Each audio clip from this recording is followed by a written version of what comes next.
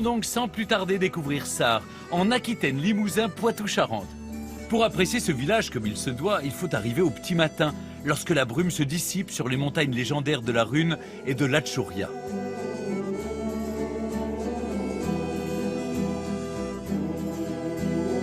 Henri a donné rendez-vous au jeune Enyawut. Hey Bonon, comment t'as fait? Ça va? Ouais. C'est la forme? Ouais, pourtant qu'on démarre. Allez, c'est bon, on y va.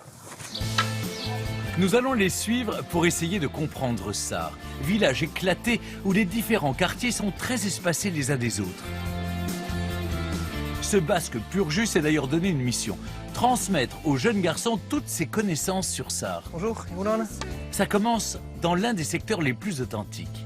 Alors ici, on se trouve au quartier Yalar, qui est le quartier le plus ancien de Sarre, qui est un quartier construit sous la forme d'une bastide, c'est-à-dire une ruelle principale, avec toutes des maisons qui sont accolées les unes aux autres et qui sont toutes exposées côté est. La particularité de ce quartier, c'est que ces maisons ont, pour certaines, quasiment plus de 500 ans. Et Jeanne, on se promène. On se promène au quartier Yalar. Voilà, on est venu montrer les maisons à Enyawut. On lui montre que les maisons sont vieilles, sont belles. Eh oui, ça lui permettra d'aimer Sarre. Il aime déjà. J'espère que ça va continuer avec vous autres, là. Et bon, c'est bien. Jeanne, la doyenne du quartier, habite l'une de ces bâtisses traditionnelles depuis bien longtemps. Elle a connu l'époque où ces fermes abritaient sous le même toit les hommes et le bétail et où chaque maison racontait l'histoire de ses habitants. Et Recartenia, ça veut dire à côté de la rivière. Oui. Il doit y avoir un ruisseau, une source par là. Il y a quelqu'un qui s'appelle Dupont. On va peut-être pas l'appeler Dupont, on va l'appeler la maison près du chêne. Et il va porter ce nom, maison près du chêne, pendant quasiment toute sa vie, alors que son nom de famille c'est Dupont. C'est comme un surnom que vous portez sur vous.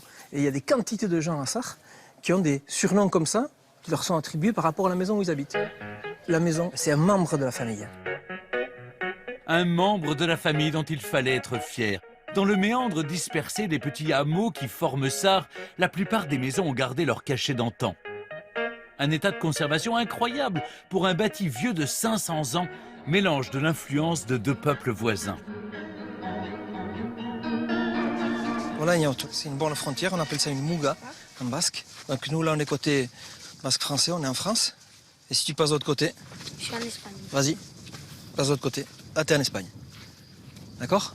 Voilà, c'est ça qui fait la limite.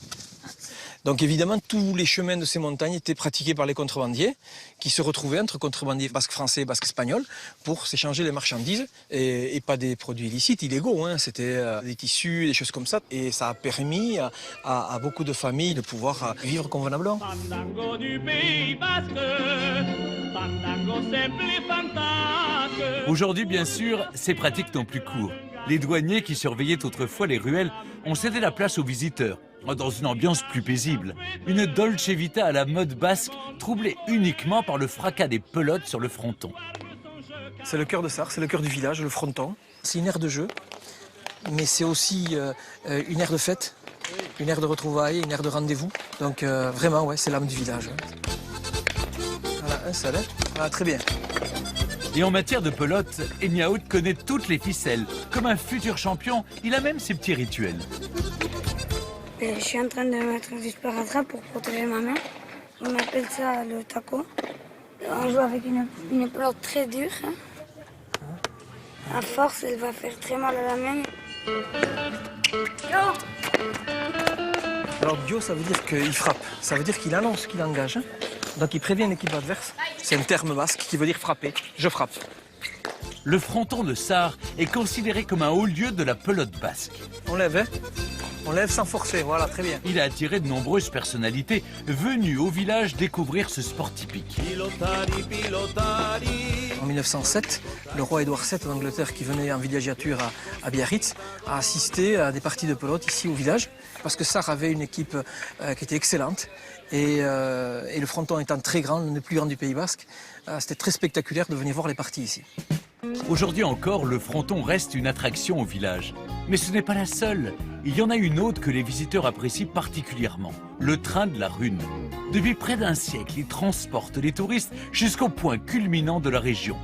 Xavi conduit le train depuis 17 ans déjà, avec toujours autant de passion. Xavier. Ça va? Forme? Et c'est parti. Donc là maintenant on va s'apprêter à démarrer. C'est parti. Allez, tu leur dis au revoir à tous.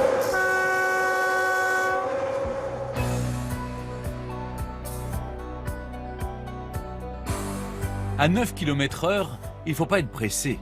L'ascension du Tortillard laisse tout le temps d'admirer des paysages à couper le souffle.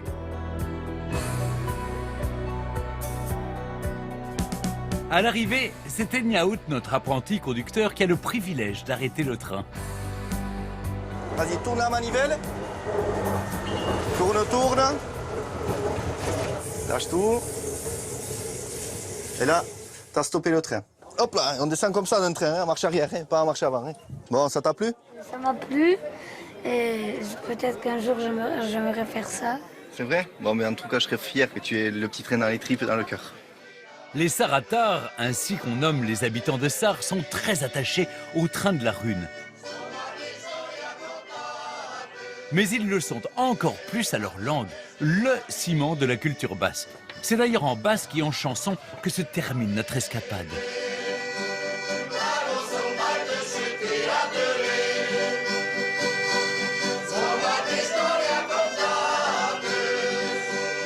On aime aussi chanter notre langue et tous ces chants basques qui racontent, celui-là particulièrement, ils racontent la beauté du Pays basque et de Sarre en particulier.